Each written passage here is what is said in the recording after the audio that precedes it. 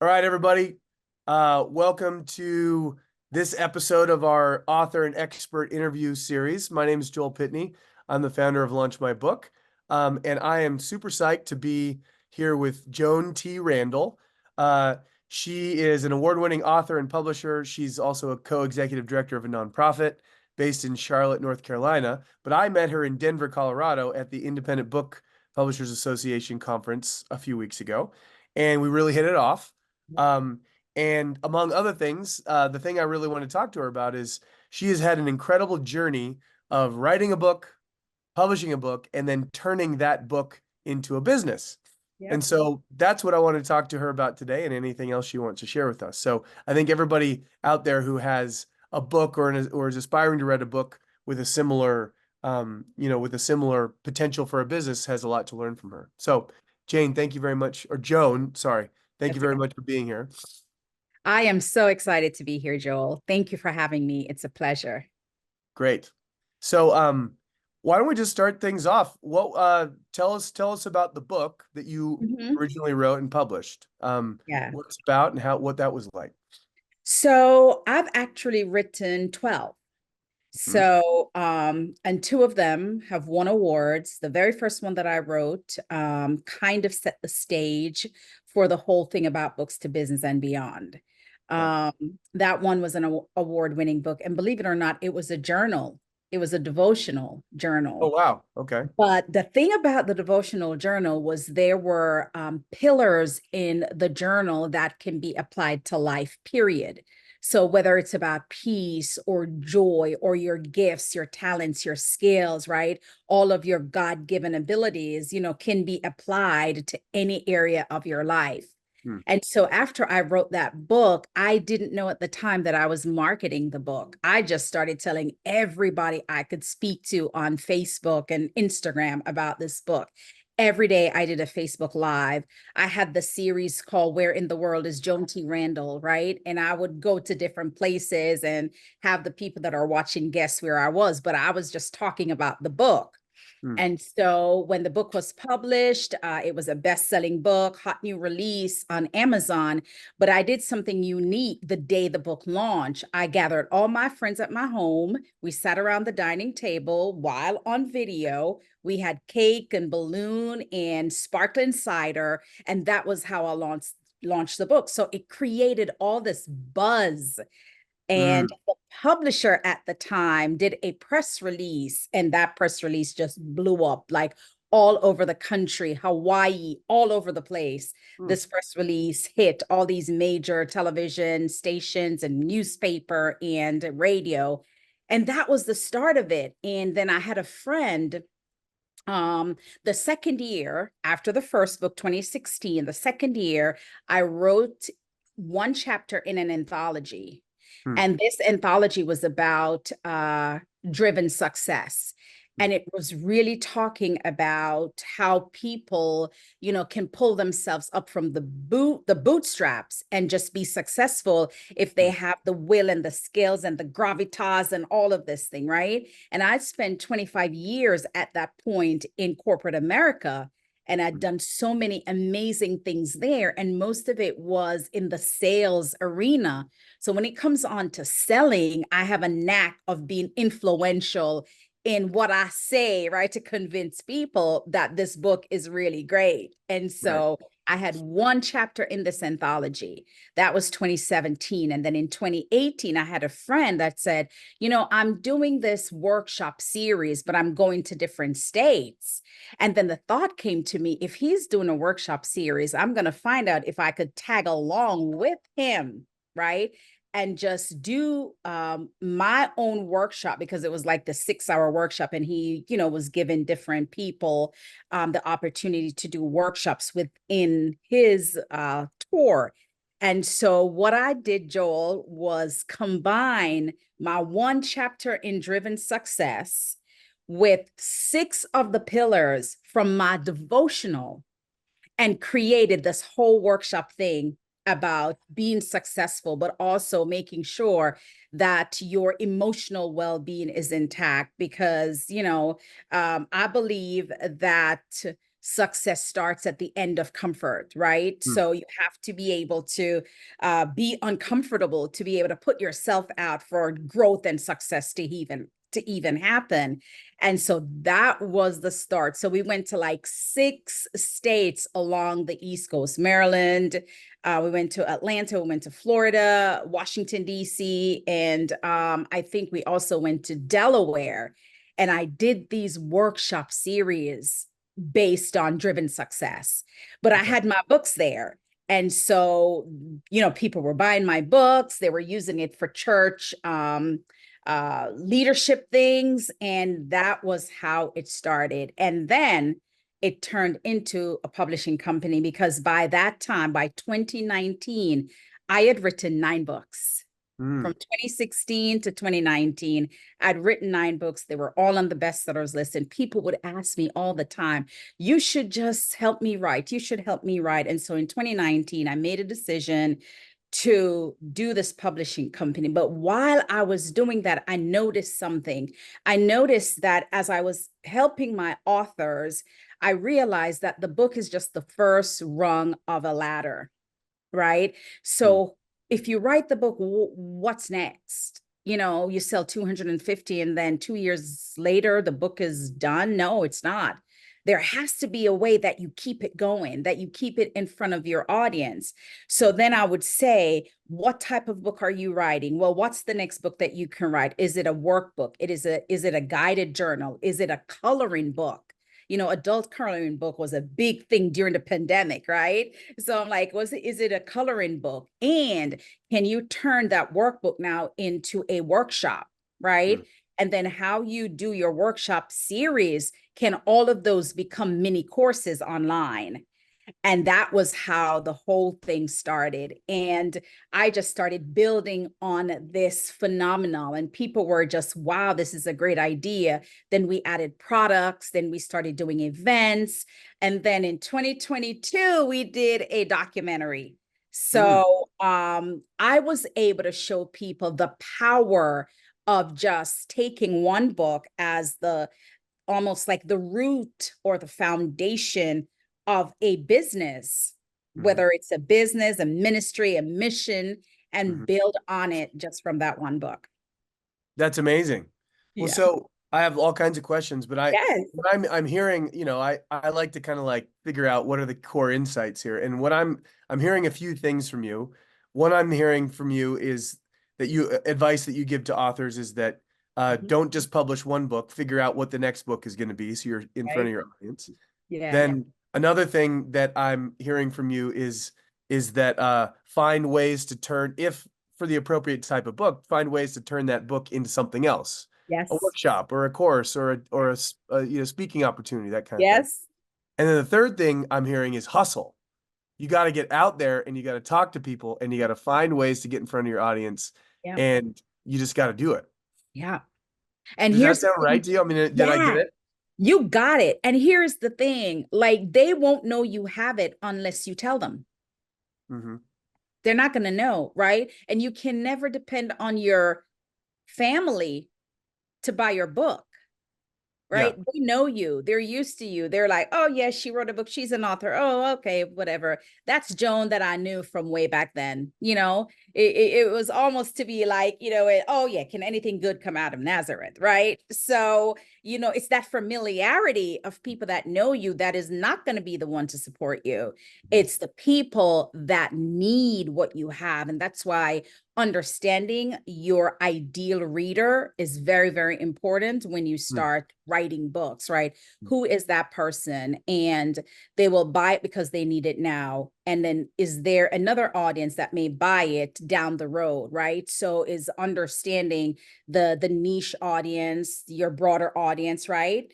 Your core audience, then your niche audience, and then your ideal reader. There's actually 3 audience when you're talking about your book. And so depending on what you do with the book is understanding, how do I speak to the ideal reader? How do I speak to the one that might not need my book today, but is going to need it 6 months from now? Or maybe not my book, but my workshop. And Mm. then they buy the book to come to the workshop, or you give them Interesting. the book to come to the Interesting. workshop, right? So, yeah. Well, one thing I'm also getting from your story that I think is, I encounter this a lot. I encounter it in myself, Yeah. with things, and I also encounter it with people is they, you know, pe people will often overlook that kind of grassrootsy Yeah. approach to things. They'll think, well, it's not worth talking to this area or talking to that person or trying this because how many people are really going to be there? I mean, I could Right. go talk at a community center and there'll be 20 Right. people, and that's not really anything. I need to Right. go big or nothing else. Right. And I don't tend to subscribe to that. I feel like if you go out there, you have to find every little audience you can, and you have to start there and build and leverage and push and build and leverage and push, and that energy does start to grow eventually. And do you agree with me on that? I mean, that's what I'm hearing from your story. Yeah, I do agree with that. And it's not one or the other. It's both. Mm, It's the grassroots and it is the marketing on a bigger scale, mm, right? But it all depends on where the author is mm. at that point, right? Because in 2016, I was just trying to get my name out there, right? Now my name is out there, right? And I can run an ad or I can hire a marketing company to get bigger things, right? I came to IBPA not even realizing that I was going to speak to somebody from Hollywood about my book, right? And that ended up happening. And I pitched my book, right? Now I had some lessons, I learned some lessons from that. But again, it is if you know your product and know what you're about, your why, your who, your what, your core values, you're always going to be able to impact somebody's lives one way or another, whether it's from the grassroots level or it is hiring a marketing company to help you scale larger. So it's not one or the other, it's both. So that reminds me of another question that, I think this is another stumbling block a lot of people get into because Mhm. you've talked about getting clear about your core audience and who those readers Yeah. are, those three levels. You've Yeah. also talked about getting clear about your why and your who, right? Those are all things. And um, it sounds to me like those are things that you've sort of discovered along the way. You didn't necessarily, go away on a month-long retreat and crack the code before you started. That is absolutely true. Because if you don't talk to people, you don't know who they are, right? Mm, You've got to ask questions. So I created this group at the time when I first created it. It was called Victorious You. It was a Facebook group. okay. So I would put polls in my group as to find what are people looking for. If I write a devotional, what would you want it to be? What type of devotional would inspire you to walk out your purpose, would inspire you to dream bigger, would inspire you to walk in your gifts? And I get feedback. And Mm, so my feedback is what allowed me to create my avatar, to create, because I was able to understand, all right, so this person would want to see something that can inspire her, or something that can motivate her for when she's not feeling to or her best self. And so when I started writing, I knew what I was writing, right? Because there was an audience for what I was writing because they told me they needed it, mm. right? And so it didn't start with me just knowing who they are. It started with me asking questions, right? First of all, it's jumping. That's the first thing. You're just gonna jump, right? And then when you Jump jump, in. yeah, you're jumping in, right? You're taking an action, right? Because the response to an action is it's almost like it's giving you the opportunity to go one step higher. So it's taking the action first thing, which is writing the book. And then just asking questions and polling your audience and looking at who is joining your email list on your if you have a website, and then going from there. I mean, it's all the things, right? And a lot of people that don't do well in this book industry, and you notice, Joel, is the ones that don't fight to really keep it going. They start and then they stop, or there is inconsistency. So the book is launched and you feel good about the book and you're on it. But the minute that period is over, then it stops and you hear nothing else Yeah, about no, I found that a lot. And and look, there's a certain segment of authors who just want to write a book and get it out there truth. and have some people read it and have, get a little bit Yeah, of exposure and achieve a yeah, lifelong goal. And I think that's fine. I think that's yes, beautiful. And I think for a lot of people, that's enough. Yeah. Uh, But if someone wants to actually succeed as an author, where, Yeah. their writing becomes some sort, at least partial vocation for them, Yeah. um, I think the differentiator is what you're saying, is it's the hustle, it's the fight. I've seen people spend literally over $100,000 on marketing and all kinds of stuff to promote their book, but they didn't have the hustle and the fight. They didn't want to roll up their sleeves and get dirty. They thought it would just happen, and it didn't work. The Yeah. only people I've ever succeed, and we're talking even shoestring budgets, are Yeah. the ones who hustle.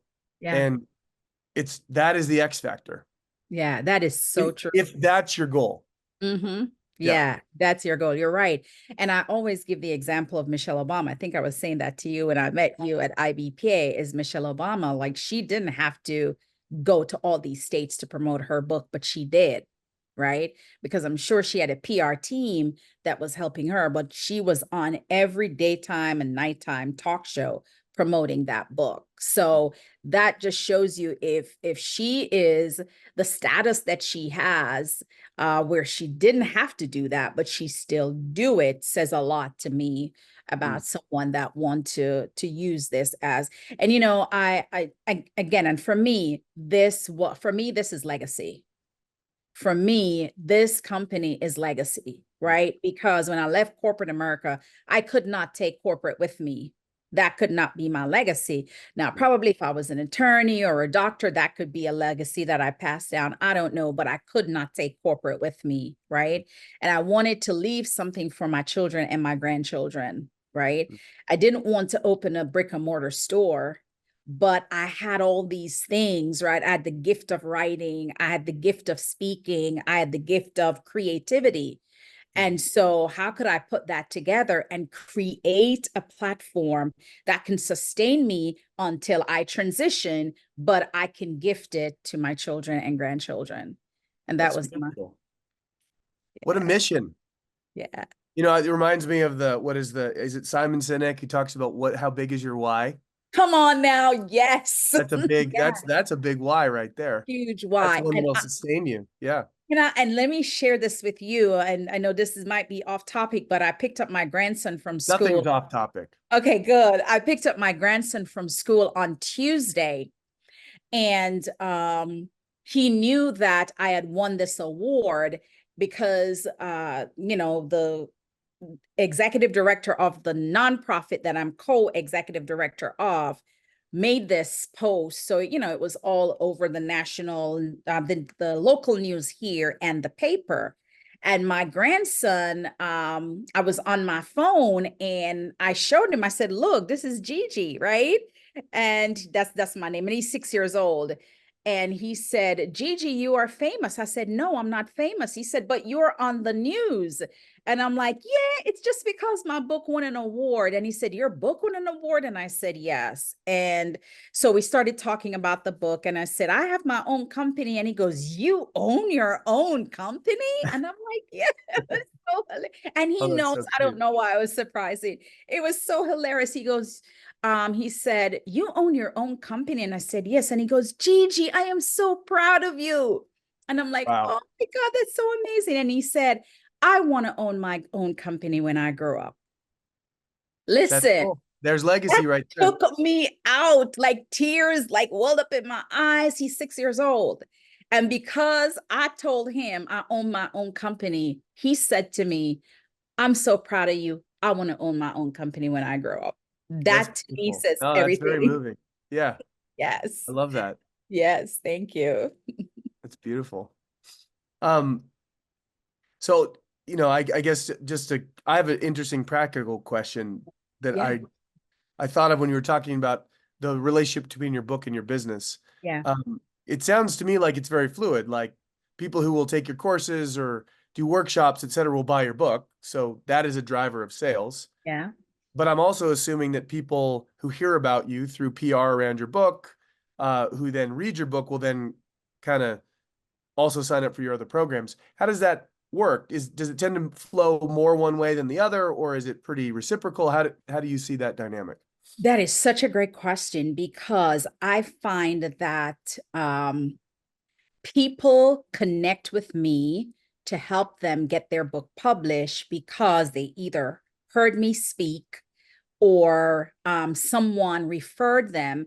I have a 72% referral in my publishing business. Okay.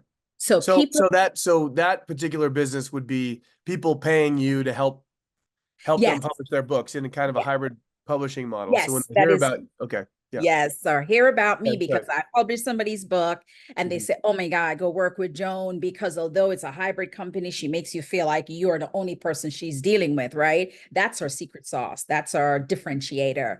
mhm, It's this boutique thing that we do with our authors. mhm, And so it's very fluid, right? And I also believe, and I think this is how it is in this publishing industry, there is a level of credibility that you get when you say I'm a best-selling author, or even if you just say I'm an author, I'm a published author. There's a level of credibility that comes with that because the person feels as if I'm getting someone with some level of authority that knows what they're doing, right? mhm. Because they've done it before. And because, whether it's 2 books or 4 or 5 or how many books, or we have over 170 titles to our imprint. So Mhm. we have published quite a lot of books for authors. And so that sets us apart from some of the other, publishing company because we have the goods, we have the receipts, we have the social proof and the social impact, so people Oh, that's like, cool. yeah, Well, so now, so here's I want to ask you a challenging question now because yeah, give it to um me. I I run a very similar company to you in some ways. We help people uh publish their books. Yeah, But we've chosen a different model than hybrid. yeah, And I often and the model that we've chosen to do is if someone wants to self-publish their book, we do all those things. We design the yeah, covers and the interior, and we get everything set up. We do all the stuff. We promote, we yeah. do everything. But we do everything under their name so Mm-hmm. that they get all the royalties Yeah, direct to them. We're invisible in the process, yeah, etc. And I always and I you know and I always wonder to myself, well, why would you, I prefer that model. If I were going that route, that's what I would want to do. So I created a company that does that. yeah. What would you say is the value in working with a company like yours where they're publishing under your name? And Mm-hmm. I don't know if you take a royalty percentage, but you probably, if you even We if don't.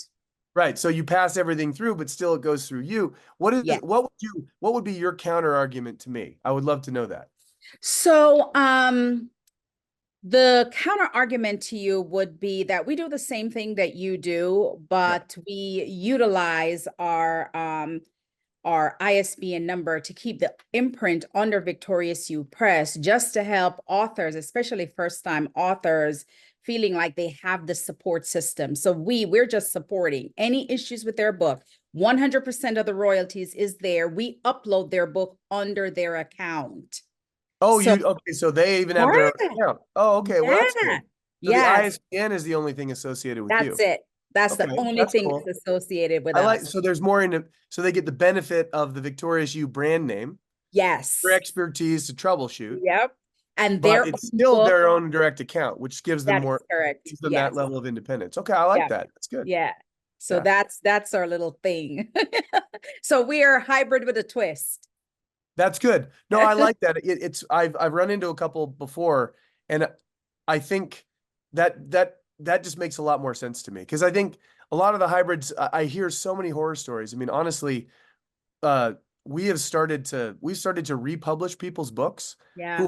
paid a hybrid company to do it, and it was so bad. Yep. And when they don't get royalties ever. They never get reports. No one ever responds to them. The Yeah. quality of the service was bad. And so they'll literally just come to us and say, "Can I just want to publish under my own name?" And they pay us again to do the whole Yeah. thing. Yeah. Um, and a lot of that stems from it going through the other company's accounts Yeah. because at once they publish the book, they have no vested interest in getting back to anyone. Right. No, And so they no. just kind of forget about people. Yeah, and I think that's why we call ourselves this boutique Mm. kind of and even when I was at IBPA, they were trying to ask me, well, you have to be a hybrid or independent. I'm like, no, I don't have to be a hybrid or independent. I'm just Joan T. Randall, right?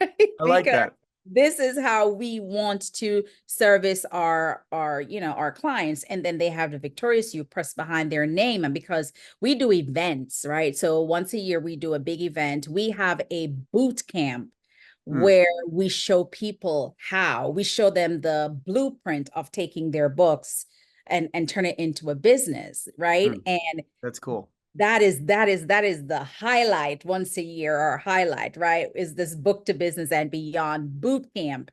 And we have people coming in, and it's a 20-week boot camp. So it's, what is that, like 5 months? Yeah. Yeah. And so we're showing them, here's the book, right? Here is how we even teach them how to build like their business model canvas, how to build their avatar, how to whether you want to do a LLC or you want to do sole proprietor, that's up to you. We are not attorneys, so we don't mess with that, but we Yeah. literally show them the blueprint of how I started and grew Victorious You Press. That's awesome. I love that. And Yeah. so is there a theme to the books that you work with, or will you do any book from anybody who wants to come and work with you? Or do Only you have a nonfiction. theme? No, just only Nonfiction. nonfiction. So it's, yeah, nonfiction. So it's memoirs, self-help guides, things like that. We Okay. don't do children's or fiction. Okay. But Cool. can I just share something with you? Yeah, of course. So recently we licensed our publishing business to a up and coming brand new kind of publishing services company. Hmm. So by licensing, we literally gave them all of our operating system, to work with, like our Awesome. automation and all of that. And so they pay us a licensing fee yearly to use the same type of automation and processing that we use, but they Interesting. only publish fiction. Oh, So, that's cool. So you so kind of when have a sister company that does we fiction. have a sister It company, uses the same, it's like using the same factory, but with a yeah, different brand. there you go. And whoever we refer to them, if they want to write fiction, whoever we refer to them, we get royalties from them, or a, what do you call it? Um, Referral fee. Yes, like a referral for whoever they publish that we send to them. So Oh, it's very pretty cool. neat. Yeah, it's still new. It's only been around for a year. So, Yeah, we're kind of getting our feet wet to see how that will continue. But yeah. that's awesome. Well, I just think that, in the book world, there's a lot of opportunity for creativity and Yeah. collaboration, you know. Yeah, absolutely. Yeah. Yes, that's true. Excellent. So, I kind of feel like we covered a lot, and I'm really Yes. grateful for this. Is there anything that you want to plug to So people who are the watching this video? yeah, actually, so we have a project coming up that we're going to start to recruit for. It's an anthology and it's called The Second Wind. Okay. And it's about people finding this additional resilience and purpose in the latter years. Love that. And it's really because I retired in 2015 after working 25 years in corporate America. And when I started my business in 2016, I was 52 years old. And people say to me, you're not going to be able to understand technology. You might not be able to even write a book because you're older, and this technology is for the younger people. And I have defied all of those odds. Oh yeah. I'm like, what? Nice. No, that's a challenge. Let me go find out how to do this thing. Yeah. So so we're doing this book called The Second Wind for people who, after, they've raised their kids and they're, or retired, all of a sudden they're walking in this thing that they love to do, the thing that they placed on a back burner for years, right? But Mm. now, because the kids are gone, the kids are grown, they're grandparents. Now they're focusing on whether it's their health, getting fit, or starting a new company or going back to school. I have a 74-year-old that just got her PhD. So Wow. it's people like that. So it's an anthology. We're looking to have 12 women in this book, and we're going to start to send out the interest letters to see who would want to join and be a part of this book. And I would even invite people who have never written before, right? Mm, Because that's the great thing about an anthology, right? You're not investing as much as if you were going to write your own book, right? You're mhm, investing probably one third of that, but you get all the benefits of being an author. Although mhm. you're only writing probably 3,500 words, right? Or 5,000 words, right? And you get the opportunity. So if the book wins a best-selling, criteria, you Right, are now a best-selling author. If it wins an award, you are an award-winning author. So you get right. the benefit of being an author, but you're only doing one chapter and you have a group of people around you. So from a marketing perspective, instead of just you solo marketing, is everybody marketing. So it just makes it that much more amazing. That's so cool. So, That's, so it sounds like, if people can reach out to you if they would yep. like to potentially be involved. Yes, And then, of absolutely. course, once the book's out, I mean, I would love to get a copy of that. That sounds great. You already know you my guy. You gonna get one. Absolutely. Yes. Good. Well, Yes. so Joan, we will put links to all your various Yes. ventures in the comments and Yeah. the YouTube video and the blog and everything. And so people will be Absolutely. able to get a hold of you and your company and learn more about all the things you do. Yeah. Yeah. I just want to thank you for just even inviting me on your platform. It means a lot to me. Uh Likewise. Yeah. more than you think. So blessings to you, all that you do. You're an amazing human being, an amazing guy, and an amazing Oh, business stop. owner, and all the great things. And I'm just so happy to be connected to you. Well, Yeah. yeah, no, I'm glad this has been a wonderful conversation. I think it's very, very valuable for people. Thank you. Yes. Yeah. Thank you so much. Yep.